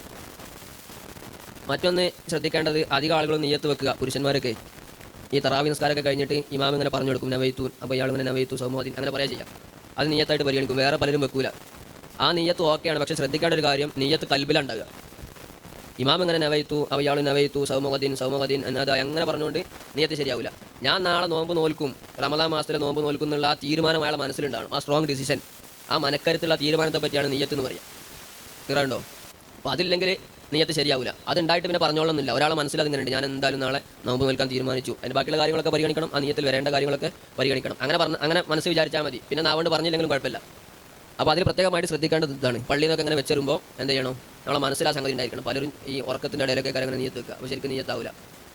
മലയിട്ട് തന്നെയല്ല, നമുക്ക് ജാഗ്രത, അന്തം തന്നെയല്ല, അന്തല്ലാതെ എങ്ങനെ മനക്കരുത്തുണ്ടാകുക? അപ്പോൾ അത് ശ്രദ്ധിക്കണം. മറ്റൊന്ന്, നമ്മളെ മതമനുസരിച്ച് ഓരോ ദിവസത്തിനും നിയ്യത്ത് വെക്കണം. കണ്ടോ? നാളത്തെ നിയ്യത്ത് ഇന്ന് അങ്ങനെ ഓരോ രാത്രിയും നിയ്യത്ത് വെക്കണം. എന്നാൽ ഇനി ചിലപ്പോൾ നിങ്ങൾ വാട്സപ്പിലോ അല്ലെങ്കിൽ സോഷ്യൽ മീഡിയയിലൊക്കെ കാണും, മാലിക്കി മതബിലൊരു അഭിപ്രായമുണ്ട്. മാലിക്കി മതബിൽ ഓർക്ക് ബൾക്ക് നിയ്യത്ത് വെക്കും. ബൾക്ക് നിയ്യത്ത് എന്താ? ഒരു ദിവസം ഒന്നാമത്തെ ദിവസം നിയ്യത്ത് വെക്കുക, മൊത്തം ദിവസത്തിന് വേണ്ടിയിട്ട്. അത് മതി. സെപ്പറേറ്റ് ദിവസം നിയ്യത്ത് വെക്കേണ്ട ആവശ്യമില്ല എന്ന് മാലിക്കി മതബിലുണ്ട്. അതുകൊണ്ട് തന്നെ അങ്ങനെ വെക്കൽ നല്ലതാണ്, സുന്നത്താണെന്നൊക്കെ ഇബ്നു ഹജർ തങ്ങളൊക്കെ പറഞ്ഞിട്ടുണ്ട്. അത് ഫതുഹുൽ മുഈനിലുണ്ട്. അതിങ്ങനെ എഴുത്ത് വരും. അത് ഓക്കെയാണ്. പക്ഷേ അവിടെ ശ്രദ്ധിക്കേണ്ട കാര്യമുണ്ട്. ഇതുപോലെ വരുന്നതാണ് ഹനഫി മദ്ഹബിൽ ഉച്ചൻ്റെ മുന്നേ നിയ്യത്ത് വെച്ചാൽ മതി. ഫർദ് നോമ്പാണെങ്കിലും ഉച്ചൻ്റെ മുന്നേ നിയ്യത്ത് വെച്ചാൽ മതി. അപ്പോൾ ഇങ്ങനെ വെക്കൽ സുന്നത്താണ്. എങ്ങനെ വെക്കൽ? ഒന്നാമത്തെ ദിവസം തന്നെ മുഴുവൻ ദിവസത്തേക്കുള്ള നിയ്യത്ത് വെക്കുക. ഇനി ഒരു ദിവസം മറന്നാൽ എന്ത് ചെയ്യുക? ഉച്ചൻ്റെ മുന്നേ നിയ്യത്ത് വെക്കുക. ഇങ്ങനെയൊക്കെ സുന്നത്താണെന്ന് നമ്മളെ ശാഫി കിതാബുകൾ തന്നെ ഉണ്ടാവും. കാരണം ഈ മതം അനുസരിച്ച് നമ്മൾ നോമ്പ് റെഡി ആയിട്ടില്ലെങ്കിലും ആ മതം അനുസരിച്ച് എന്ത് ചെയ്യും? നോമ്പ് റെഡിയാവും. ഈ മസാല എടുക്കാൻ പറ്റും. ആർക്ക് എടുക്കാൻ പറ്റുക? ആ മദ്ഹബിൻ്റെ നിയമം അറിയുന്ന ആളുകൾക്കേ പറ്റുള്ളൂ. തീരണ്ടോ? അപ്പോൾ മാലിക്കി മതബിൻ്റെ അതിൻ്റെ മറ്റു നിയമങ്ങളൊക്കെ അറിയണം. ഹനഫി മതബിൻ്റെ മറ്റു നിയമങ്ങളൊക്കെ അറിയണം. ഇപ്പോൾ മറ്റൊരു സിമ്പിളായിട്ടുള്ള ഉദാഹരണം എടുക്കുക. വുളു. നമ്മളെ മതബിൽ ഭാര്യ തൊട്ടാൽ വുളു മുറി. ഹനഫി മതബിൽ എന്തെങ്കിലും ഭാര്യ തൊട്ടാൽ വുളു മുറിയൂല. പക്ഷേ അതിലും വുളു തന്നെ ആകണമെങ്കിൽ നമുക്ക് കുറച്ച് തടവിയാൽ മതി. ഒരു കുറച്ച് തടവിയാൽ എന്താവില്ല? നമുക്കൊരു മുടി തന്നെ മുഴുവൻ തടവിക്കൊള്ളുന്നില്ല. ഒരു മുടിയുടെ അല്പം തടവിയാൽ തന്നെ വുളുവായി. അവർക്ക് വുളു തന്നെ ആവില്ല. അപ്പോൾ അത് പരിഗണിക്കേണ്ടി വരും. ഹനഫി മതം അനുസരിച്ച് എടുക്കുന്ന ആൾ. അവരെ നിസ്കാരം അതുപോലെ ആക്കേണ്ടി വരും. ഇബ്നു ഹജർ തങ്ങളൊക്കെ അങ്ങനെ പറഞ്ഞു. മാത്രമല്ല നമുക്ക് രക്തം വന്നാൽ നോമ്പ് മുറിയില്ല. ഓൾക്ക് രക്തം വലിച്ചാൽ എന്ത് ചെയ്യും? നോമ്പ് മുറി. അല്ല നോമ്പല്ല, ഏത് വുളു മുറി. ആർക്ക്? ഹനഫികൾക്ക്. ക്ലിയറായില്ലേ? അപ്പോൾ ഇതൊക്കെ പരിഗണിക്കേണ്ടി വരും വുളു മാറ്റുന്ന ആൾ. അപ്പോൾ ഇങ്ങനെ നോമ്പിൻ്റെ വിഷയത്തിലുണ്ടാവും. നമുക്ക് ബാത്തിലാകാത്ത കാര്യങ്ങളെ കൊണ്ട് ഓൾക്ക് ബാത്തിലാകും. ഉദാഹരണം പറയാം, നമുക്ക് മദി വന്നാൽ നമ്മളെ നോമ്പ് ബാത്തിലാവില്ല ഷാഫി മദബിൽ, എന്നാൽ മാലിക്കികൾക്ക് ബാത്തിലാവും. ശരിയുണ്ടോ? മാലിക്കി മദബിൽ മദി വന്നാൽ നോമ്പ് ബാത്തിലാകും. അപ്പോൾ നമ്മൾ ആ വിഷയത്തിൽ മാലിക്കിലേക്ക് മാറുകയും ഈ നിയമങ്ങളൊന്നും അറിയില്ല. അങ്ങനെയാണെങ്കിൽ രണ്ട് മതം അനുസരിച്ച് നമ്മൾ എന്ത് ചെയ്യില്ല, ശരിയാവില്ല. അപ്പോൾ നമുക്കൊരു മദ്ഹബ് സ്വീകരിക്കാം, അങ്ങനെയൊക്കെ ചെയ്യാം, ഈ എഴുത്ത് കാണുന്ന രീതിയിൽ ഫത്തുൽ മുൽമിലൊക്കെ ഉള്ള പോലെ ചെയ്യാം. പക്ഷേ അതാർക്കേ പറ്റുള്ളൂ, ആ നിയമങ്ങൾ പരിപൂർണ്ണമായിട്ട് അറിയണം ആ മദ്ഹബിൽ. അപ്പോൾ നമുക്ക് ഏറ്റവും നല്ലത്, ഇപ്പോൾ നമ്മൾ ഷാഫിനെ ശരിക്കും പഠിച്ചിട്ടില്ല, ഖുലാസൊന്നും പറ്റിയില്ലല്ലോ നിങ്ങൾക്ക്, ആ ഏറ്റവും നല്ല ഈ ഇത് പ്രകാരം തന്നെ ചെയ്യാം. ക്ലിയറായില്ലേ? ഇനിയിപ്പോൾ ഒരാൾ സുബഹിൻ്റെ മുന്നേ നെയ്യത്ത് വെക്കാൻ മറന്നുപോയി, അയാൾക്ക് പകലൊരു 10 മണി ആയാലേ യാ റബ്ബേ നെയ്യത്ത് വെച്ചിട്ടില്ലല്ലോ എന്ന് ഓർമ്മ വരുന്നത്. ഇനിയിപ്പോൾ എന്താ ചെയ്യാം? കഴിച്ചിലായിപ്പോയി, ഒരു പൊറാട്ട കടിക്കുക എന്ന് പറയാൻ പറ്റില്ല. അയാൾക്ക് 2 കാര്യങ്ങൾ നിർബന്ധമാവും. ഒന്ന് ഖളാ വീട്ടൽ നിർബന്ധമാണ്, മറ്റൊന്ന് നോമ്പുകാരനെ പോലെ നിൽക്കൽ നിർബന്ധമാണ്. നോമ്പുകാരനെ പോലെ നിൽക്കാൻ പറഞ്ഞാൽ ഇരിക്കാനൊക്കെ പറ്റും, പക്ഷേ അതൊരു പ്രയോഗമാണ്. നോമ്പുകാരനെ പോലെ എന്ത് ചെയ്യണം? അയാൾ അന്നത്തെ ദിവസം കഴിച്ചു കൂട്ടണം. എന്താ? ഫുഡൊന്നും കഴിക്കാൻ പറ്റില്ല. ഇതുണ്ടോ? ഇതിനെന്താ പറയുക? ഇംസാക്ക് എന്ന പരിപാടിക്ക് പറയാം. ഇംസാക്ക് നിർബന്ധമാണ്. ഇംസാക്ക് എന്നാൽ മുഫത്തിറാത്ത്, നോമ്പ് മുറിയുന്ന കാര്യങ്ങൾ ചെയ്യാതെ അങ്ങനെ പിടിച്ച് നിൽക്കുക. ക്ലിയറായില്ലേ? അപ്പോൾ സ്വാഭാവികമായിട്ടൊരു സംശയം ഉണ്ടാവും, ആ പിടിച്ചുകൊണ്ട് ബന്ധ ഉപകാരം ഏതായാലും ഇത് വീട്ടണ്ടേ, ഒരു പൊറാട്ട അടിച്ചാൽ എന്ത് ചെയ്യും? അത് കിട്ടിയില്ലേ, പിന്നെ നമുക്ക് ഉഷാറായിട്ടാണ് വേറെ ദിവസം വീട്ടിൽ കൂടെ എന്ന്. അപ്പോൾ അതിൻ്റെ മറുപടി, റമദാനു ഷരീഫിൽ ഒരു വാജിബ് എടുത്താൽ എത്ര വാജിബിൻ്റെ കൂലിയാണ്? 70 വാജിബിൻ്റെ ചുരുങ്ങിയത്. അപ്പോൾ ആ ഇംസാക്ക് ചെയ്താൽ 70 വാജിബ് എടുത്ത കൂലി കിട്ടും. അപ്പോൾ അത് ഇംസാക്ക് ചെയ്യാതെ നോമ്പ് മുറിയുന്ന കാര്യങ്ങൾ പാലിക്കാതെ അതിങ്ങനെ ഫുഡൊക്കെ അടിക്കുക ചിലവാക്കിയുള്ള കാര്യങ്ങളൊക്കെ ചെയ്താലോ റമദാനിൽ ഹറാമ് ചെയ്ത കുറ്റം കിട്ടുകയും ചെയ്യും. ക്ലിയർ ഉണ്ടോ? പറഞ്ഞു മനസ്സിലായോ? അപ്പോൾ ഇംസാക്ക് 2 തരം ആളുകൾക്ക് ഇംസാക്ക് നിർബന്ധമാകുക. ഒന്ന് മനഃപൂർവ്വം നോമ്പ് ഒഴിവാക്കിയ ആൾ. ഒരാൾ വരെ അങ്ങനെ നീയത്തൊക്കെ മറന്നിട്ടില്ല, ഞാൻ ആദ്യം തന്നെ നീയത്ത് തന്നെ വെച്ചില്ല, ഞാൻ നോമ്പ് തന്നെ എന്തെയ്യണില്ല, നോൽക്കണില്ല, ഓനും ഫുഡ് കഴിക്കാൻ പറ്റില്ല. ഫുഡ് കഴിക്കാൻ മാത്രമല്ല ഈ നോമ്പ് മുറിയുന്ന കാര്യങ്ങളൊന്നും ചെയ്യാൻ പറ്റില്ല. 2 ആളുകൾക്ക്, എന്നാൽ മറ്റൊരു ഭാഷ പറഞ്ഞാൽ 2 തരം ആളുകൾക്ക് ഇംസാക്ക് നിർബന്ധമാവും. ഒരാളാരാ? മനഃപൂർവ്വം നോമ്പ് ഒഴിവാക്കിയ ആൾ, ഓർക്ക് ഇംസാക്ക് നിർബന്ധമാവും. രണ്ടാമത്തെ വിഭാഗമാണ് അബദ്ധത്തിൽ നോമ്പ് മിസ്സായ ആൾക്കാർ. അബദ്ധത്തിൽ നോമ്പ് മിസ്സായ ആളുകൾക്ക് ഓൽക്കും ഇംസാക്ക് നിർബന്ധമാവും. ഇതെല്ലാത്ത ആളുകൾക്കൊന്നും ഇംസാക്ക് നിർബന്ധമില്ല. അപ്പോൾ ഒരു സ്ത്രീക്ക് ഹൈലുണ്ട്, ആ പെണ്ണിന് ഇംസാക്ക് നിർബന്ധമല്ല, പകലെന്ത് ചെയ്യുക? ഫുഡ് കഴിക്കുക, അത് കുഴപ്പമില്ല. അപ്പോൾ നമ്മൾ പറഞ്ഞു നോമ്പിൻ്റെ നീയത്ത് മറന്നാൽ എന്ത് 2 കാര്യങ്ങൾ, ഒന്ന് ഇംസാക്ക് വേണം, മറ്റൊന്ന് നോമ്പ് ഖളാ വീട്ടണം. ക്ലിയർ ആയില്ലേ? ഇല്ല. ഇനി നോമ്പിൻ്റെ അടുത്ത ഫർളാണ് നോമ്പ് മുറിയുന്ന കാര്യങ്ങളൊന്നും ചെയ്യരുത്. നോമ്പ് മുറിയുന്ന കാര്യങ്ങളൊന്നും ചെയ്യരുത്. നമ്മളെ മതബിൽ എത്ര കാര്യങ്ങൾ നോമ്പ് മുറിയുന്നത്? 4. അത് ഒന്നെന്താ? ഒന്ന് തടിയുള്ള വല്ല വസ്തുവും ഉള്ളിലേക്ക് പ്രവേശിക്കുക, തുറന്ന ദോരത്തിലൂടെ തടിയുള്ള വല്ല വസ്തു ഉള്ളിലേക്ക് പ്രവേശിക്കുക. അങ്ങനെയാണെങ്കിൽ നോമ്പ് എന്ത് ചെയ്യും? മുറിയും. പക്ഷേ ഒരു കാര്യം ശ്രദ്ധിക്കാനുള്ള, ഈ നോമ്പ് മുറിയുന്ന 4 കാര്യങ്ങളുണ്ടല്ലോ, ആ 4 കാര്യങ്ങളനുസരിച്ച് നോമ്പ് മുറിയണമെങ്കിൽ ചില നിബന്ധനകളുണ്ട്. ഒന്ന് മനഃപൂർവ്വം ചെയ്യണം, ഉണ്ടോ? അപ്പോൾ ഈ നോമ്പ് മുറിയുന്ന 4 കാര്യങ്ങൾ അതുപ്രകാരം നോമ്പ് മുറിയണമെങ്കിൽ 3 കണ്ടീഷൻസ് വേണം. ഒന്ന്, അയാൾ സ്വയഷ്ടപ്രകാരം ചെയ്യണം. സ്വയഷ്ടപ്രകാരം എന്ന് പറഞ്ഞാൽ അയാൾ ആരെയും നിർബന്ധിപ്പിക്കാൻ പാടില്ല. ഒരാളിങ്ങനെ തോക്ക് ചൂണ്ടിയിട്ട് പറഞ്ഞു ഇപ്പോൾ ഈ ഭക്ഷണം കഴിച്ചിട്ടില്ലെങ്കിൽ നിന്നെ വധിച്ച് കളയുന്നു പറഞ്ഞു, അങ്ങനെ നിർബന്ധിതനായിട്ട് അത് കഴിച്ചു പോയി, അങ്ങനെയാണെങ്കിൽ അയാൾ നോമ്പ് മുറിയില്ല. രണ്ടോ? അതേസമയം കഴിക്കുന്ന സമയത്ത് അൽഹംദുലില്ലാ നിങ്ങൾ എപ്പം വരണം എന്ന ചിന്തയാണെങ്കിൽ നോമ്പ് മുറി. രണ്ടോ? ഇയാൾ നിർബന്ധിതനായിട്ട് എന്ത് ചെയ്യണം? ഇയാൾക്ക് ഇഷ്ടമല്ലാതെ കുടുങ്ങിയിട്ട് കഴിക്കണം, അങ്ങനെയാണ് നോമ്പ് മുറിയില്ല. മറ്റൊന്ന് മനഃപൂർവ്വം ചെയ്യണം. മനഃപൂർവ്വം ചെയ്യണം എന്ന് പറഞ്ഞാൽ എന്താ? അറിയാതെ കഴിച്ചു പോയാൽ നോമ്പ് മുറിയില്ല. ബാക്കിയുള്ള കാര്യങ്ങളൊക്കെ അങ്ങനെ തന്നെ. ഇയാൾ നോമ്പുകാരനാണെന്ന് ഓർമ്മയില്ല, രാവിലെ ഇങ്ങനെ ഫസ്റ്റത്തെ നോമ്പാ, ക്യാൻറ്റീനൊക്കെ പോയി തുറന്ന് ചാവിയൊക്കെ എടുത്ത് എന്ത് ചെയ്തു, ഭക്ഷണമൊക്കെ കഴിച്ചിങ്ങനെ വരുന്നുണ്ട്, നോമ്പ് എന്ത് ചെയ്യില്ല, മുറിയില്ല. അതാരും കണ്ടിട്ടൊന്നുമില്ല. പിന്നെ ഉച്ചക്ക് പോയിട്ട് വീണ്ടും കഴിച്ച് വരുന്നുണ്ട്. ലാസ്റ്റ് ചങ്ങായിക്ക് എപ്പോഴും ഓർമ്മ വരുന്നത് നോമ്പറക്കാൻ നേരത്ത്, അന്നത്തെ നോമ്പ് കിട്ടി. രണ്ടോ? അവ ഈ ഭക്ഷണം കഴിച്ചതോ അത് അള്ളാൻ്റെ വക ബോണസ്. പക്ഷേ അതല്ല നമുക്ക് അങ്ങനെ ഉണ്ടാവുമെന്നുള്ള വേറെ ചെയ്തു, ഇതൊക്കെ അങ്ങനെ ഉണ്ടായാൽ എന്നർത്ഥം. രണ്ടോ? അപ്പോൾ മനഃപൂർവ്വമാകണം എന്നുള്ളത് ശരിക്കും മനസ്സിലാക്കാൻ വേണ്ടിയിട്ട് ഒന്ന് വിശദീകരിച്ച് പറഞ്ഞതാണ്. ആ മനഃപൂർവ്വമായാലേ എന്തെയുള്ളൂ, നോമ്പ് മുറിയുള്ളൂ. അറിയാതെ കാര്യങ്ങൾ ചെയ്തു പോയാൽ നോമ്പ് മുറിയില്ല. ഇനി മൂന്നാമത്തെ നിബന്ധന ഉണ്ട്, അത് നമ്മുടെ നാട്ടുകാർക്കൊന്നും മിക്കവാറും ബാധകമായിരിക്കില്ല. ഈ മസാലകൾ അറിയണമെന്നാ. ഈ മസാലകൾ അറിയണം എന്ന് പറഞ്ഞാൽ ഇതറിയാത്ത ആളുകൾക്ക് എക്സ്ക്യൂസ് ഉണ്ടാവും. എത്തരം ആളുകൾക്ക് ഒന്നെങ്കിൽ എളുപ്പമായിട്ട് ഇസ്ലാമിലേക്ക് വന്നിട്ടുള്ളൂ, അപ്പോൾ പഠിക്കാനൊന്നും സമയം കിട്ടിയില്ല, അപ്പോൾ ഇയാൾക്ക് അറിയില്ലായിരുന്നു അങ്ങനെ ഫുഡ് കഴിക്കാൻ പാടില്ല എന്നുള്ളത്. കണ്ടോ? അത് കഴിച്ചു പോയി, അയാൾ നോമ്പ് എന്ത് ചെയ്യില്ല, മുറിയില്ല. അല്ലെങ്കിൽ ഇയാൾ വർഷങ്ങളായി 10 വർഷമായി ഇസ്ലാമിലേക്ക് വന്നിട്ട് ഇയാളുള്ള നാട്ടിൽ ഒരാളുമില്ല, ഇസ്ലാമിൻ്റെ കാര്യങ്ങൾ പറഞ്ഞെടുക്കാൻ പറ്റിയ പണ്ഡിതനോ അല്ലെങ്കിൽ സാധാരണക്കാരൊന്നുമില്ല. ഉദാഹരണം പറയാ, മൗഗ്ലി മുസ്ലിമായി നോക്കുക, അവിടെ ആരുമില്ലല്ലോ, അങ്ങനെയുള്ള കായും കനിയൊക്കെ കഴിച്ച്, ഇതൊരു സാങ്കല്പികമാണ്. അപ്പോൾ അവിടെ ആരുമില്ല ഇത് പറഞ്ഞു കൊടുക്കാൻ. പിന്നെ 10 കൊല്ലം കഴിഞ്ഞാലാണ് ആളുകളെ കാണുക, പറഞ്ഞ് അങ്ങനെ നോമ്പ് മുറി, നോമ്പ് മുറിയില്ലേ, ഇനി കഴിഞ്ഞൊന്നും മടക്കണ്ട. കാരണം എന്താ? അതറിയില്ലായിരുന്നു. അയാൾ ജാഹിലാണ്, എക്സ്ക്യൂസ് ഉള്ള ജാഹിലാണ്, കാരണം പഠിക്കാൻ അവസരം കിട്ടിയിട്ടില്ല. അതേസമയം നമ്മളെപ്പോലെ ആളുകൾ പഠിക്കാൻ അവസരം കിട്ടുന്നു, മദ്രസക്ക് വിട്ടണ്, ആ സമയത്ത് വേറെ പണിക്ക് പോയി, അങ്ങനെയെങ്കിൽ എക്സ്ക്യൂസ് ഇല്ല, നോമ്പ് എന്ത് ചെയ്യും, മുറി. അപ്പോൾ ഈ നമ്മൾ പറയാൻ പോകുന്ന 4 കാര്യങ്ങൾക്ക് ഈ 3 നിബന്ധന വേണം കേട്ടോ, എന്നാലേ നോമ്പ് മുറിയുള്ളൂ. അതിലൊന്ന് നമ്മൾ പറഞ്ഞു, ഒന്നെന്താ പറഞ്ഞത്? തടിയുള്ള വല്ല വസ്തുവും തുറന്ന ദ്വാരത്തിലൂടെ ഉള്ളിലേക്ക് പ്രവേശിക്കുക. അപ്പോൾ തടിയുള്ള വല്ല വസ്തുവും പ്രവേശിക്കുക. അപ്പോൾ അതിൽ എന്തൊക്കെ പെട്ട്? ഒന്ന് ഭക്ഷണം പെട്ട്, പിന്നെ മറ്റേ ഈ പുകവലി, സിഗരറ്റ് ഉണ്ടല്ലോ, പിന്നെ എന്താ ഈ വാപ്പ് എന്തെന്ന് പറയല്, തന്നെ ഈ സിഗരറ്റ്, അതൊക്കെ അതിൽ പെടും. ക്ലിയറല്ലേ? ഇനിയിപ്പോൾ അതിൽ പെടുവല്ല എന്നുള്ള സംശയമാണ് ആവി പിടിക്കുമ്പോൾ. ഇല്ലണ്ടോ? ആവി പിടിക്കുമ്പോൾ അതിലൂടെ വരുന്ന നീരാവി അത് പോയാലും നോമ്പ് എന്ത് ചെയ്യും? മുറിയും. കാരണം മൂപ്പിലൂടെ ഉള്ളിലേക്ക് എത്തിക്കല്ലേ. അതേസമയം ഗ്യാസ് കുഴപ്പമില്ല. ഗ്യാസ് കുഴപ്പമില്ല എന്താ? നമ്മൾ ഈ കീച്ചേൻ മേലൊക്കെ ഉണ്ടാവില്ല ഒരു സാധനം ഇങ്ങനെ എടുത്താണ്ട് ഇങ്ങനെ ഉണ്ടാക്കും. അത് നമ്മൾ തടിയൊന്നും ഉള്ളിലേക്ക് പോകില്ല. അപ്പോൾ അതുകൊണ്ട് കുഴപ്പമില്ല. അതുപോലെ സ്മെല്ല്, അത്തറിൻ്റെ സ്മെല്ല് അടിച്ചാലും നോമ്പ് എന്ത് ചെയ്യില്ല? മുറിയില്ല. കാരണം അതിനൊന്നും തടിയില്ല. ഒരു വസ്തു എന്ന് പറയാൻ പറ്റിയ സാധനങ്ങൾ അവിടെ ഇല്ല. ക്ലിയറല്ലേ പറഞ്ഞത്? ഇനി അങ്ങനെ എന്താ സംശയമുള്ളത് നിങ്ങൾക്ക്? സിഗരറ്റോ? സിറിഞ്ച് പറയാം. അടുപ്പോ? അതുണ്ടാവും. അടുപ്പിൻ്റെ അടുത്ത് നിന്ന് വരുന്ന പുക, അതുകൊണ്ട് നോമ്പ് മുറിയില്ല. കാരണം എന്തുകൊണ്ടാ? അതിൻ്റെ അടുത്ത് പോയാണ്ട് ഇങ്ങനെ വെച്ചോണ്ട് നോമ്പ് മുറിയും. നമ്മൾ നേരത്തെ പറഞ്ഞു, അറിയാതെ കയറി പോയാൽ എന്തില്ല? മുറിയില്ല. മനഃപൂർവ്വം ആകണം. അറിയാതെ കയറി പോയാൽ കുഴപ്പമില്ല. ഇതുപോലെ ആയിരിക്കും ചിലപ്പോൾ നമ്മൾ ബൈക്കിൽ പോകുമ്പോൾ ഈ ബ്ലോക്കിലൊക്കെ കുടുങ്ങിയാൽ മുന്നിലുണ്ടാവും മറ്റേ പുക കാലങ്ങളായി ടെസ്റ്റ് ചെയ്യാത്ത വണ്ടി ഉണ്ടാവും. അതിങ്ങനെ വരുന്നതാണ്. അത് നമ്മളെ മൂപ്പിക്ക് പോയാൽ എന്തില്ല? നോമ്പ് മുറിയില്ല. അതേസമയം അങ്ങനെ അടിച്ച് കയറ്റിയാൽ എന്ത് ചെയ്യും? നോമ്പ് മുറിയും ചെയ്യും. ക്ലിയറായില്ലേ?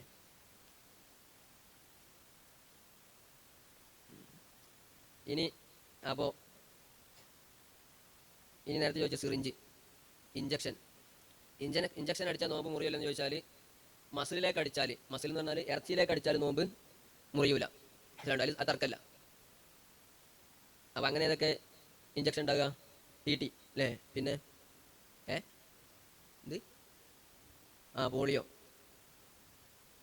ഈ വേറെ കുറേ പ്രതിരോധ കുത്തിവെപ്പുകളൊക്കെ ഉണ്ടാവും. അതൊക്കെ മസിലിലേക്ക് അടിക്കുക. അത് കുഴപ്പമില്ല. ക്ലിയറായില്ലേ? എന്നാൽ ഞരമ്പിലേക്ക് അടിക്കുമ്പോൾ അതിൻ്റെ ഉള്ളിലേക്ക് ആ സൂചി കയറ്റിയാൽ നോമ്പ് മുറിയല്ലേ? അത് മുറിയുമെന്നാണ് പ്രബലമായ അഭിപ്രായം. മുറിയില്ലെന്ന് പറഞ്ഞവരുണ്ട്. ഇതുണ്ടോ? അപ്പോൾ അതാണ് പ്രബലം എന്ന് പറയും.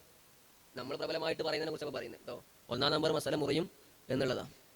അവർക്ക് അവരുടേതായ ന്യായം ഉണ്ടാവും. അതുകൊണ്ടാണ് നമ്മൾ പരിഗണിച്ച് അങ്ങനെ അഭിപ്രായം ഉണ്ടെന്ന് പറയാൻ കാരണം. മുറിയില്ലെന്ന് പറഞ്ഞ ആളുകളുണ്ട്. പക്ഷേ മുറിയും എന്നുള്ളതാണ് മുഴുത്തമത്. തന്നെയാണ് സൂക്ഷ്മതയും. അപ്പോൾ ചില ആളുകൾ ഇങ്ങനെ ചോദിക്കും, അപ്പോൾ റമദാനിൽ ബ്ലഡ് കൊടുക്കേണ്ടി വരില്ലേ? കൊടുക്കേണ്ടി വരും. മുറിയുന്നല്ലേ ഉള്ളൂ. അങ്ങനെ ആവശ്യത്തിന് നോമ്പ് മുറിക്കുകയാണെങ്കിൽ അതിന് കുറ്റം കിട്ടൂല. ആ നോമ്പ് പിന്നെ കള്ളാ കിട്ടിയാൽ മതിയല്ലോ. നമ്മൾ എത്രയോ നോമ്പ് നോക്കില്ല, അറഫാ നോമ്പ്, ആശൂറാ, അതിൻ്റെ കൂട്ടത്തിൽ ഈ നിയ്യത്തും വെച്ചാൽ മതി. അതിൻ്റെ കൂട്ടത്തിൽ ഇത് നിയ്യത്താക്കിയിട്ട് എന്താ ചെയ്യുക? വെക്കുക. ക്ലിയറായില്ലേ? ഇനി ചില ആളുകൾ പറഞ്ഞാൽ എന്തെങ്കിലും നോമ്പ് മുറിയില്ല എന്നുള്ളത്. പക്ഷെ നമ്മളത് എടുക്കണേക്കാൾ നല്ലത് മറ്റേ എടുക്കല, മുറിയും എന്നുള്ളത് എടുക്കല നല്ലത്. അപ്പോൾ ഇഞ്ചക്ഷൻ അങ്ങനെ. ഇനി കണ്ണിൽ മരുന്നിട്ടിച്ചാൽ നോമ്പ് മുറിയല്ലേ? അത് നോമ്പ് മുറിയില്ലാന്ന്. കാരണം അത് തുറന്ന ദ്വാരത്തിലൂടെ അല്ല. കണ്ടോ? എത്രത്തോളം എന്ന് വെച്ചാൽ കണ്ണിൽ മരുന്നിട്ടിച്ചിട്ട് അതിൻ്റെ രുചി നമ്മളെ ത്രോട്ടിൽ, അണ്ണാക്കിൽ എന്ത് ചെയ്യുന്നുണ്ട്? അറിയുന്നുണ്ട്. എന്നാലും പ്രശ്നമില്ല. ഇത് കണ്ടോ? ഇനി സുറുമട്ടാലും നോമ്പ് മുറിയില്ല. അതുപോലെ നമുക്ക് മുറി ഉണ്ടായിരുന്നു, ആ മുറിയിൽ ഓൽമെന്റ് തേച്ചു, ആ ഓൽമെന്റ് അതിൻ്റെ ഉള്ളിലേക്ക് പോയി നോക്കുക, എന്നാലും നോമ്പ് എന്ത് ചെയ്യില്ല? മുറിയൂല. ഗ്ലൂക്കോസ് ആയിട്ട് നോമ്പ് മുറിയും. കാരണം എന്തുകൊണ്ടാ? അത് ഞരമ്പിലേക്കാ. അപ്പോൾ ഇയാൾ സാധുവായിട്ടല്ലേ, രോഗിയായിട്ടാണ് നോമ്പ് മുറി എന്നാണ് പറയുന്നത്. ശരിയുണ്ടോ? അയാൾക്ക് കുറ്റം കിട്ടുന്നതിന് അർത്ഥമല്ല. പിന്നെ കള്ളാവ് കിട്ടിയാൽ മതി, അത്രേ ഉള്ളൂ. എന്താണ്? ഇനി വേറെ എന്താ അങ്ങനെ സംശയമുള്ള? ഉള്ളിലേക്ക് വല്ല വസ്തു പോകുന്നതിനെ പറ്റി? ബിരിയാണിൻ്റെ വേണോ? സ്മെല്ല് കുഴപ്പമില്ല. ബിരിയാണിൻ്റെ വേണമെങ്കിൽ മന്തിൻ്റെ സ്മെല്ല് കുഴപ്പമില്ല എന്ന് പറഞ്ഞല്ലേ? തടിയുള്ള വല്ല വസ്തുവും ആയിരിക്കണം. തടി ഇല്ലാത്ത വസ്തുക്കൾ പോയാൽ നോമ്പ് മുറിയില്ല. ചെവിൻ്റെ ഉള്ളിലേക്ക് ആക്കിയാൽ കുഴപ്പമില്ല. ചെവിൻ്റെ ഇവിടെയൊക്കെയാണ് കുഴപ്പമില്ല, പുറംഭാഗല്ലേ. ഇനി അവിടെ ശ്രദ്ധിക്കാനുള്ള സംഗതിയാണ്, ചില ആളുകളെ അവർക്ക് ഈ ചുണ്ടിങ്ങനെ അവിടെ തോലുണ്ടാവും. അപ്പോൾ എന്ത് ചെയ്യും? അതിങ്ങനെ കടിച്ചിട്ട് അതിങ്ങനെ വിഴുങ്ങും. ചിലപ്പോൾ റമദാൻ്റെ മുന്നുള്ള ശീലമായിരിക്കും, അതിങ്ങനെ വിഴുങ്ങും. അങ്ങനെ ആയാൽ അതിൻ്റെ തടിയായ അതിൻ്റെ കഷ്ണങ്ങൾ ഉള്ളിലേക്ക് പോയാൽ എന്ത് ചെയ്യും? നോമ്പ് മുറി. ക്ലിയറായില്ലേ? അതുപോലെ ശ്രദ്ധിക്കേണ്ടതാണ്, ഇവിടെ ഈ ചുണ്ടിൻ്റെ ഇത് പുറംഭാഗം, ഈ നമ്മളിങ്ങനെ കൂളായിട്ടിരിക്കുമ്പോൾ മസിലൊന്നും പിടിക്കാതെ ഇങ്ങനെ ഇരിക്കൂലേ? അപ്പോൾ ഈ കാണുന്ന ഭാഗം പുറംഭാഗം. അതുകൊണ്ടാണ് വുളുവിലേക്ക് കഴുകണം. അത് കഴിയില്ലെങ്കിൽ വുളു എന്തെയില്ല, ശരിയാവില്ല. ചില ആൾക്കാർ നല്ല ഉഷാറാക്കിയാണ്ട് ഇങ്ങനെ പിടിച്ചാണ്ട് വുളു എടുക്കും, വുളു ശരിയാവില്ല. അപ്പോൾ ഇത് പുറംഭാഗമായിട്ട് പരിഗണിക്കുക. അപ്പോൾ ഇവിടെ നമ്മളെ ഉമിനീരുണ്ടെന്ന് വെക്കാം. നമ്മൾ ഉമിനീരനായി നാവുകൊണ്ട് ഇവിടെ കൊണ്ടുവന്ന് വെച്ച് എന്നിട്ട് കുറച്ച് കഴിഞ്ഞാൽ അത് എടുത്താണ്ട് ഉള്ളിലാക്കി നോമ്പ് മുറി. കാരണം എന്താ? പുറംഭാഗത്തുള്ള തടിയുള്ള വസ്തു ഉള്ളിലേക്ക് എടുത്തു. ക്ലിയറായില്ലേ? അത് ഉള്ളിലേക്ക് എടുത്താലും ഉള്ളിലേക്ക് ഇറക്കിയാലും പ്രശ്നം. അല്ല നാവുമേൽ ഇങ്ങനെ ആക്കി പിന്നെ അങ്ങോട്ടുണ്ടാക്കി കുഴപ്പമില്ല. അതേസമയം മുറിയാത്ത രൂപം ഉണ്ടെന്ന് അറിയോ? നാവുമേൽ തന്നെ തുപ്പലെടുത്ത് എന്നിട്ട് അവിടെ പുറത്തൊന്നും ആക്കാതെ അങ്ങോട്ട് തന്നെ എന്ത് ചെയ്തു? ആക്കി. ഞങ്ങൾ ചിരിക്കുന്ന ഒരാൾക്ക് അങ്ങനെ ആക്കിയാൽ, അങ്ങനെ ആക്കണ സുന്നത്തൊന്നുമില്ല. അതിലുണ്ടോ? ഒരാൾ അങ്ങനെ ആക്കിയാൽ നോമ്പ് മുറിയെന്ന് ചോദിച്ചാൽ നോമ്പ് മുറിയില്ല. അങ്ങനെ തുപ്പല ഇങ്ങനെ ആക്കി നോമ്പ് എന്തില്ല മുറിയില്ല. ഇവിടെ ഉള്ളത് പിന്നെ ഉള്ളിലേക്കാക്കിയാൽ നോമ്പ് മുറി. അത് ഉമിനീരാണെങ്കിലും ശരി, വേറെ വുളുവിൻ്റെ വെള്ളമാണെങ്കിലും ശരി, പിന്നെ ഇതിനെന്താ പറയുക, നമ്മൾ ഇവിടെയുള്ള ചെറിയ കഷ്ണങ്ങളാണെങ്കിലൊക്കെ നോമ്പ് എന്ത് ചെയ്യും, മുറി. ഇനി വുളു അല്ല നോമ്പ് മുറിയുന്ന അടുത്ത കാര്യം ഏതാ? രണ്ടാമത്തത് ഉണ്ടാക്കി ഛർദ്ദിക്കുക. ഉണ്ടാക്കി ഛർദ്ദിക്കാൻ എന്താ? കൈയിട്ടിട്ട് അതിനുള്ളിൽ കൈയിടുക, അല്ലെങ്കിൽ വല്ല വസ്തു അതിൻ്റെ ഗുളിക അങ്ങനെ ഇട്ടിട്ട് ഛർദ്ദിക്കുക. ഇതല്ലാത്ത രൂപം ഉണ്ടാവും. ഈ ചില ആളുകൾ ബ്രഷ് ചെയ്യുമ്പോഴേ തൊണ്ടയിൽ ആ ഭാഗത്ത് ബ്രഷ് ചെയ്യും. ആ ഭാഗത്ത് ബ്രഷ് ചെയ്യുന്ന ഒരു ഉപകാരമുണ്ട്. എന്താ, അത് രാവിലെ എഴുന്നേൽക്കുമ്പോൾ ചിലപ്പോൾ ശരിക്കും സംസാരിക്കാനൊന്നും കഴിയും, ഒരു ഇടങ്ങാറുണ്ടാവും. അപ്പോൾ കുറച്ച് ഉള്ളിലേക്ക് ആ ബ്രഷ് ഇങ്ങനെ ഇട്ടാൽ അവിടെ നിന്ന് ഒരു കൊഴുപ്പ് ഉള്ള ദ്രാവകം പുറത്തേക്ക് ചാടും. അത് കഴിഞ്ഞാൽ പിന്നെ നമുക്ക് ശ്വാസം എടുക്കാൻ നല്ല റാഹത്തുണ്ടാവും. ഇങ്ങനെയുണ്ടോ? അപ്പോൾ അത് ഈ സമയത്ത് ഇട്ടാൽ ചിലപ്പോൾ പ്രശ്നമാവും. ചിലപ്പോൾ എന്ത് ചെയ്യും, അത് മാത്രമായിരിക്കില്ല, ഉള്ളിൽ നിന്ന് ഛർദ്ദി എന്ത് ചെയ്യും വരും. അങ്ങനെ ഛർദ്ദിച്ചാൽ എന്ത് ചെയ്യും, നോമ്പ് ഛർദ്ദിച്ചാൽ ഉണ്ടാക്കി ഛർദ്ദിക്കൽ പെടുന്ന പറഞ്ഞാൽ സാധനം ഉള്ളിൽ കിട്ടണ്ടേ. അപ്പം അങ്ങനെയൊക്കെ ചെയ്യണമെങ്കിൽ രാത്രി എന്ത് ചെയ്യുന്നത് നല്ലതാണ്. അല്ലെങ്കിൽ പിന്നെ എന്ത് ചെയ്യണം, അതാകാതെ ചെയ്യണം. അപ്പോൾ ഉണ്ടാക്കി ഛർദ്ദിച്ചാൽ നോമ്പ് മുറി. ഒരാൾ ചോദിച്ചു, ഒരു സ്ഥലത്ത് ക്ലാസ് എടുക്കാൻ പോയപ്പോഴേ ഒരു ദുർഗന്ധമുള്ള സ്ഥലമുണ്ട്, നമ്മളവിടെ പോയപ്പോൾ ഛർദ്ദിച്ചു. വളരെ ദുർഗന്ധമുള്ള സ്ഥലമാണ്. അങ്ങോട്ട് പോയപ്പോൾ ആ ദുർഗന്ധം കാരണത്താൽ നമ്മൾ ഛർദ്ദിച്ചു. നോമ്പ് മുറിയോ? നോമ്പ് മുറിയില്ല. കാരണം എന്തല്ല, നമ്മൾ ഉണ്ടാക്കി ഛർദ്ദിച്ചത് അല്ല. ഇനി മൂന്നാമത്തെ കാരണമാണിത് ഇസ്തിംനാ എന്ന് പറഞ്ഞാൽ സ്വയംഭോഗം, മാസ്റ്റർബേഷൻ എന്നൊക്കെ പറയാം. കണ്ടോ, ഇസ്തിംനാ കൊണ്ട് നോമ്പ് മുറിയും. ഇസ്തിംനാ കൊണ്ട് നോമ്പ് മുറി എന്ന് പറഞ്ഞാൽ അത് സ്വയം ചെയ്താലും വേറെ ഭാര്യയെ കൊണ്ട് ചെയ്യിപ്പിച്ചാലൊക്കെ എന്ത് ചെയ്യും, നോമ്പ് മുറിയും. ഇനി നാലാമത്തതാണ് ജിമാഴ് ചെയ്താലും നോമ്പ് മുറിയും. അപ്പോൾ ഇത്തരം കാര്യങ്ങൾ പാലിച്ചാൽ നോമ്പിൻ്റെ കടമ പിടി. കണ്ടോ, മിനിമം ലെവൽ ഓഫ് നോമ്പ് ആയി. ക്ലിയറായില്ലേ പറഞ്ഞത്? ഇനി നോമ്പിൻ്റെ എന്തുണ്ട്, രണ്ടാമത്തെ ലെവൽ, അതേതാ? കൂലി കിട്ടാൻ അല്ലേ? നബി തങ്ങൾ പറഞ്ഞു, ചില ആളുകൾക്ക് നോമ്പ് പോയിട്ട് ആകെ പട്ടിണി തന്നെ ഉണ്ടാവുള്ളൂ പോലെ നോമ്പ്. ചില ആളുകൾക്ക് നിസ്കരിച്ചാൽ അതിൻ്റെ കടമ കൂടും. കൂലി കിട്ടണമെങ്കിലോ അതിൽ എത്രത്തോളം ഖുശൂഉണ്ട്, എത്രത്തോളം അയാളെ മനസ്സിൽ ഭയഭക്തി ഉണ്ട്, അതിനെ കൂലി കിട്ടുള്ളൂ. ആ ഭാഗത്തൊക്കെ കൂലി കിട്ടുള്ളൂ. അതുപോലെ നോമ്പിനുണ്ടാവും. അതുണ്ട് നമുക്ക് മനസ്സിലാക്കാൻ പറ്റിയ ഒരു മസലയാണ്. നോമ്പിൻ്റെ സുന്നത്തുകൾ പറയുമ്പോഴേ അവിടെ ഒരു സുന്നത്ത് പറയും, നോമ്പിന് ഹറാമുകൾ ചെയ്യാതിരിക്കൽ സുന്നത്താണ് എന്ന്. ഹറാമുകൾ ചെയ്യാതിരിക്കാൻ സുന്നത്താണ്. നോമ്പിൻ്റെ സുന്നത്ത് പറഞ്ഞ ഏകദേശ കിതാബുകളിലും ഉണ്ടാവും. അപ്പോൾ നമുക്കൊരു വൈരുദ്ധ്യമായി തോന്നി, എന്തായി പറയുന്നത്? ഹറാമ് ചെയ്യാതിരിക്കാൻ നിർബന്ധമല്ലേ? കാരണം ഹറാം എന്ന് പറഞ്ഞാൽ എന്താ, ചെയ്താൽ ശിക്ഷ ഉണ്ട്, ഒഴിവാക്കിയാൽ കൂലിയുണ്ട്. ഹറാമ് ചെയ്യാതിരിക്കാൻ നിർബന്ധമല്ലേ? ചെയ്യാൻ പാടില്ലല്ലോ. അതിന് ഹറാം ഒഴിവാക്കൽ സുന്നത്താണ് പറഞ്ഞാലോ? അപ്പോൾ അതിനെപ്പറ്റി അയിമത്ത് പറഞ്ഞു, ഹറാം ഏത് കാലത്ത് ചെയ്താലും ഹറാമിൻ്റെ കുറ്റം കിട്ടും. മനസ്സിലുണ്ടോ? ഒരാൾ നോമ്പ് നോറ്റിട്ട് ഒരു ഹറാമ് ചെയ്താൽ അതിൻ്റെ കുറ്റം കിട്ടും. നോമ്പല്ലാത്ത കാലത്തും ഹറാം ചെയ്താൽ അതിൻ്റെ കുറ്റം കിട്ടും. പിന്നെ എന്തിനാണ് ഇങ്ങനെ പ്രത്യേകം സുന്നത്താണെന്ന് പറയുന്നത്? അതിൻ്റെ കാരണം എന്താ വെച്ചാൽ ഹറാമ് ചെയ്താൽ ആ നോമ്പിൻ്റെ കൂലി അങ്ങ് നഷ്ടപ്പെടും. ചേട്ടോ, ഒരാൾ നോമ്പ് നോറ്റു, ആ നോമ്പ് നോറ്റ സമയത്ത് ഹറാമ് ചെയ്താൽ ആ ഹറാമിൻ്റെ കുറ്റം മാത്രമല്ല, ഈ നോറ്റ നോമ്പിൻ്റെ എന്ത് നഷ്ടപ്പെടും? കൂലി നഷ്ടപ്പെടും. അപ്പോൾ ഹറാമ് എന്ന രീതിയിൽ ഒഴിവാക്കണം. അതോടുകൂടെ നോമ്പിൻ്റെ കൂലി കിട്ടണം എന്ന രീതി കൂടെ പരിഗണിക്കുകയാണെങ്കിൽ എന്ത് കിട്ടും? സുന്നത്തൂടെ കിട്ടും. എന്ന് പറഞ്ഞാൽ ഒരാൾക്ക് ഇപ്പോൾ നോമ്പ് നോറ്റിട്ട് ഒരു ഹറാമ് ചെയ്യാൻ തോന്നി, മനസ്സിലുണ്ടോ? അയാളത് ഒഴിവാക്കുന്നു. എന്താ, ഞാൻ നോമ്പുകാരനല്ലേ, അത് ഒഴിവാക്കുന്നു. അയാൾക്ക് ഇപ്പോൾ എത്ര കൂലി കിട്ടി? 2 കൂലി കിട്ടി. ഒരു കൂലി എന്താ, ആ ഹറാം ഒഴിവാക്കിയതിൻ്റെ ഒരു കൂലി കിട്ടി. മറ്റൊന്ന് നോമ്പിൻ്റെ ഒരു സുന്നത്ത് എടുത്തു. ക്ലിയർ ആയില്ലേ? അപ്പോൾ അതാണ് നമ്മൾ പറഞ്ഞത്, ഈ നോമ്പിൻ്റെ കൂലി നഷ്ടപ്പെടുത്തി കളയുന്ന ചില കാര്യങ്ങളുണ്ട്. അല്ലെങ്കിൽ നോമ്പിൻ്റെ മിനിമം ലെവൽ ചെയ്താൽ അതിൻ്റെ കൂലി ഇട്ടിക്കോളണം എന്നല്ല, കടമ വീടുകയാണ് ചെയ്യുക.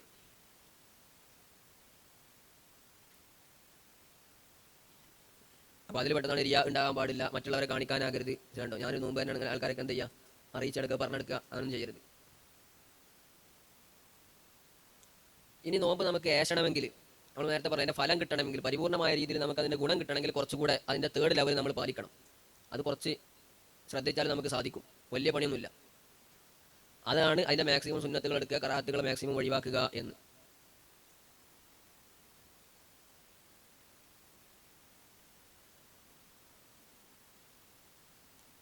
അപ്പോൾ അതിൽ പെട്ടതാണ് ഫുഡ് അധികം കഴിക്കാതിരിക്കുക എന്നുള്ളത്.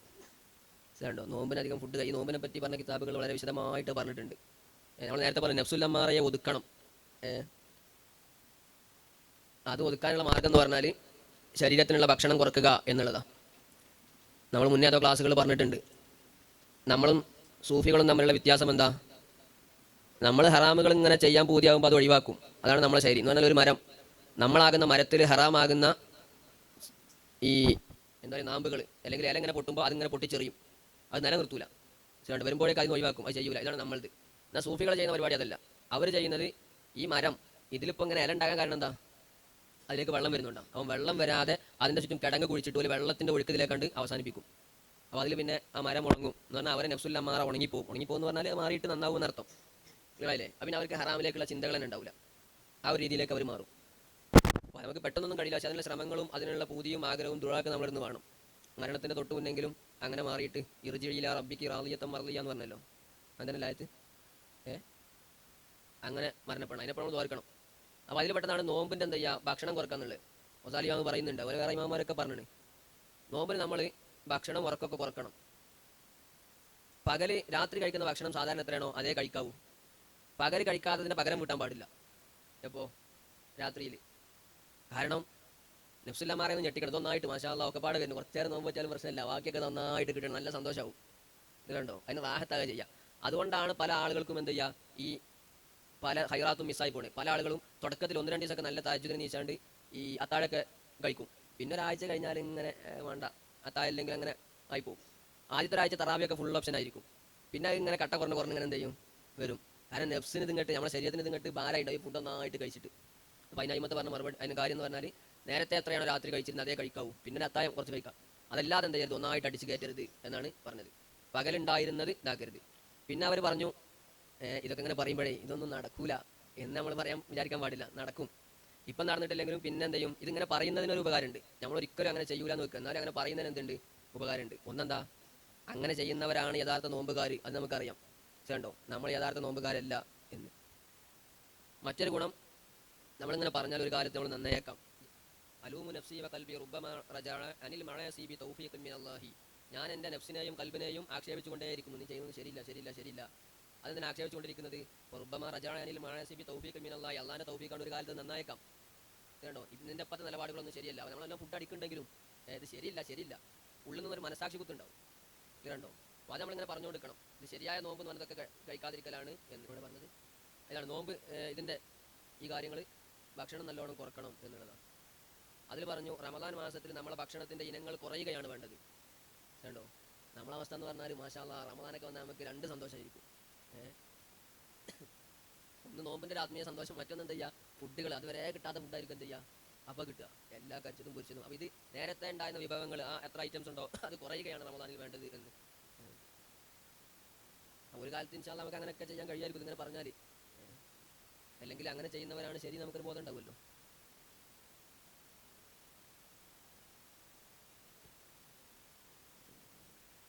എന്നൊക്കെ പറഞ്ഞിട്ട് ഇങ്ങനെ വസാലിയാവ് പറയുന്നുണ്ട്, എല്ലാ ഇബാദത്തിനും അതിൻ്റെ ഒരു തൊലിയുണ്ട് കാമ്പുണ്ട്. തൊലിയുമുണ്ട് കാമ്പുണ്ട്. ഇപ്പോൾ തേങ്ങക്ക് അതിൻ്റെ തൊലിയും അതിൻ്റെ കാമ്പുമില്ലേ, ആ തൊലിക്ക് തന്നെ വ്യത്യസ്തമായ എന്തുണ്ട്, തട്ടുകളുണ്ട്. കാമ്പിനും വ്യത്യസ്തമായ തട്ടുകൾ ഉണ്ട്. ഇതിലേതാ എനിക്കതാ വേണ്ടെന്ന് ആലോചിച്ച് നോക്ക്.